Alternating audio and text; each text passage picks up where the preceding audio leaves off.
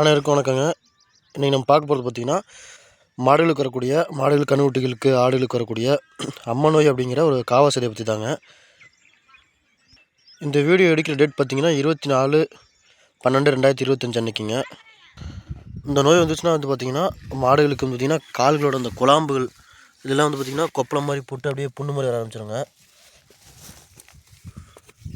அந்த புண்ணு போக பார்த்திங்கன்னா புழுவாக வச்சுருங்க. கால் நடக்க முடியாமல் போயிடும். மாடு தீனி திங்க முடியாமல் போயிருங்க. வயிறு எல்லாம் புண்ணாயிருங்க.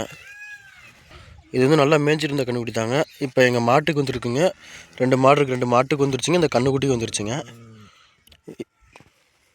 ஃபஸ்ட்டு ஒரு மாட்டுக்கு தாங்க வந்துருச்சுங்க. அதை அப்படியே பரவி இப்போ வீட்டில் இருக்க 2 மாட்டுக்கும் 2 கன்றுக்குட்டியும் வந்துருச்சுங்க. அதில் இது வந்துச்சுன்னா தாங்கிறது கன்றுக்குட்டி கன்றுக்குட்டி இருந்துச்சுன்னா கன்று போட்ட 4 மாதம் ஆன கன்றுக்குட்டி மட்டும்தான் தாங்குங்களாம். அதுக்கு கம்மியாக இருக்கிறது பார்த்திங்கன்னா இறந்துருங்களாங்க. நேற்று எங்களுது பார்த்திங்கன்னா ஒரு கன்றுக்குட்டி போட்டு 20 நாள் ஆணுச்சுங்க. அந்த 20 நாள் ஆன கன்றுக்குட்டி நேற்று இறந்து போயிடுச்சுங்க. ஏன்னா 3 மாதம் 4 மாதம் இருந்தால் தான் அதுக்கு எதிர்ப்பு சக்தி இருக்குமாமா. அது கம்மியாக இருந்துச்சுன்னா எதிர்ப்பு சக்தி இருக்காது. அதனால் அந்த நோயை தாங்குற அளவுக்கு சக்தி கிடையாது. அந்த கன்றுக்குட்டி இறந்துரும் அப்படின்ற மாதிரி டாக்டர் சொன்னாருங்க. இப்போ எங்கள் ஊரில் பரவலாக அந்த நோய் பரவிட்டு இருக்குங்க. இதுக்கு நான் என்ன ட்ரீட்மெண்ட் எடுத்தேன், என்ன மருந்து யூஸ் பண்ணுன்றதை பின்னாடி சொல்கிறேங்க. இது காற்று மூலியமாக பரவக்கூடிய நோய்ங்களாங்க. இது மாட்டுக்கு வந்துச்சுன்னா ஆட்டுக்கு எல்லாத்துக்குமே பரவுங்களாம். இதுக்கு தண்ணி குடித்தது மற்ற மாடுங்களோ ஆடுகளோ தண்ணி குடிக்கக்கூடாதுங்களாம்.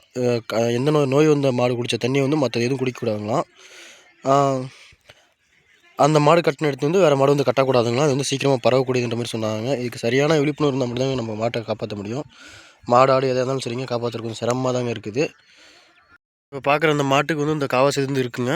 அதாவது ஆரம்ப ஸ்டேஜ்லேயே பார்த்துட்டனால நாங்கள் கிருமி நாசினி எல்லாம் தெளித்து இந்த மாட்டுக்கு ட்ரீட்மெண்ட் பார்த்துட்ருக்கோங்க. இப்போ இது மாதிரி பாருங்கள், மடியிலலாம் காம்பெல்லாம் பார்த்திங்கன்னா புண்ணு மாதிரி வந்துடுங்க. இது சரியாக கிருமி நாசினி பயன்படுத்தி கிளிசரின்ற ஒன்று மெடிக்கலில் தருவாங்க. நான் வீடியோவில் காட்டுறேங்க. அதை வாங்கி எல்லாம் தடவி இது பண்ணுன்றாங்க. வாழைப்பழம் மாட்டுக்கு கொடுக்கணுன்றாங்க கிளிசரின் நினச்சி. இந்த காலெலாம் பார்த்திங்கன்னா உள்ளே கிருமிகள் நிறையா இருக்குங்க. அதை பொட்டாசியம் பர்மேட் ஒன்று கொடுப்பாங்க. அதை நான் தெளிவாக அந்த வீடியோவில் காட்டுறேன் பாருங்கள். அதை போட்டு க்ளீன் பண்ணுங்க. காலையில் சாயந்தரம் க்ளீன் பண்ணி ஸ்ப்ரே அந்த மாதிரி கொடுக்கணுங்க. மாட்டுக்கு பார்த்திங்கன்னா வாய்க்கும் பார்த்திங்கன்னா வாழைப்பழத்தில் கிளிசரின் நினச்சி கொடுக்கணுங்க. இல்லைனா விளக்கெண்ணெய் நினச்சி கொடுக்கணும் அப்படின்ற மாதிரி சொல்லியிருக்காங்க. மாடு எப்பயும் சாப்பிட்ற மாதிரி தீனி சாப்பிடாதுங்களாங்க. தீனி சாப்பிட்றது ரொம்ப குறைஞ்சிருமாங்க. அது மட்டும் இல்லாமல் பால் கறக்கிறதுமே பார்த்திங்கன்னா பால் குறைஞ்சிரும் அப்படின்ற மாதிரி சொல்கிறாங்க. இதுக்கு முறையான சிகிச்சை கொடுத்தோம்னா மாட்டை காப்பாற்றலாங்க. இல்லைனா காப்பாற்ற சிரமன்றமாக தான் சொல்கிறாங்க. இதுக்கு நல்லா ரொம்ப கவனிப்பாக பார்த்தா தாங்க காப்பாற்ற முடியுங்களா மாட்டை. இப்போ இதுக்கு என்னென்ன மருந்து பயன்படுத்த சொல்லி டாக்டர் சொல்லியிருக்கின்றதை உங்களுக்கு காட்டுறேன் பாருங்கள். டாக்டர் இன்ஃபார்ம் பண்ணதுக்கப்புறம் இன்ஜெக்ஷன் பண்ணிட்டு போயிட்டாருங்க. இன்ஜெக்ஷன் பண்ணதுக்கப்புறம் இந்த பொட்டாசியம் பர்மனேட்ன்றது இதை கொஞ்சமாக ஒரு விகுதி அளவு எடுத்து 2 லிட்டர் தண்ணியில் கலந்து அதை மாட்டோட அந்த கால் குழாம்பு எல்லாத்துக்கும் நல்லா படுற மாதிரி நல்லா நனையிற மாதிரி ஊற்ற சொல்லியிருக்காங்க. இதை ஊற்றும்போது பார்த்திங்கன்னா அதில் இருக்க அந்த கிருமிகள்லாம் இறந்துருமாங்க. இதை காலமால் 2 நேரமும் இதேமாதிரி காலுக்கு தண்ணியில் கலந்து யூஸ் பண்ண சொல்லியிருக்காங்க.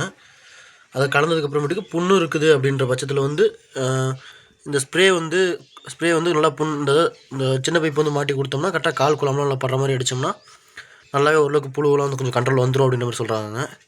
அடுத்து பார்த்திங்கன்னா வயிறில் இருக்க புண்ணுக்கெலாம் பார்த்திங்கன்னா இந்த கிளிசரினை வாழைப்பழத்தில் நினச்சி கொடுக்க சொல்கிறாங்க. அதேமாதிரி அந்த வாயிலெல்லாம் நல்லாவே படுற மாதிரி அப்பிவிட சொல்கிறாங்க. அந்த புண்ணு இருந்துச்சுன்னா அப்பிவிட சொல்கிறாங்க. அப்பிவிடுறது அது மட்டும் இல்லாமல் இது வயிற்றுக்குள்ளே போனாலுமே எந்த பிரச்சனையும் பண்ணாது அப்படின்ற மாதிரி தான் சொல்கிறாங்க. பெரிய அளவு தொந்தரவு கொடுக்காது, எந்த பிரச்சனையுமே கிடையாது, கிருமிகள்லாம் அழியும், இதை கலந்து கொடுங்க அப்படின்ற மாதிரி தான் சொல்லியிருக்காங்க. இது எல்லாமே பார்த்திங்கன்னா இன்ஜெக்ஷன் பண்ணதுக்கப்புறமா பண்ண வேண்டிய செய்முறைகள் எழுதலாம்.